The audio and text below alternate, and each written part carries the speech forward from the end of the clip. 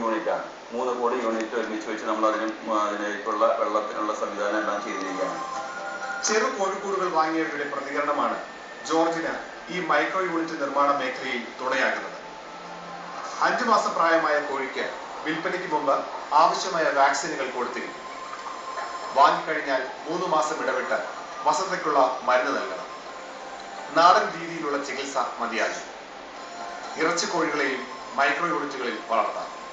30 ദിവസം കൊണ്ട് 2 കിലോ തൂക്കം വയ്ക്കുന്ന കോഴികളെ കിട്ടും. 60 രൂപയിൽ താഴെ മാത്രമേ കിലോഗ്രാമിന് ഉൽപാദന ചെലവ് വരും. പഞ്ചായത്ത്, കുടുംബശ്രീ, കർഷക ക്ലബ്ബുകൾ എന്നിവ വഴി മൈക്രോ യൂണിറ്റുകളുടെ പ്രചാരണം ശക്തമാകുന്നുണ്ട്. മുട്ടകളുടെ കാര്യത്തിൽ സ്വയം പര്യാപ്ത സംസ്ഥാനമായി മാറുന്നതിന് കേരളത്തെ സഹായിക്കാൻ ഈ ചെറിയ യൂണിറ്റുകൾക്ക് വലിയ സംഭാവന ചെയ്യാനുണ്ട്. ഇനിയൊരു ഇടവേളയാണ്. ഇടവേളയ്ക്ക് ശേഷം നാട്ടുപച്ച തുടരും.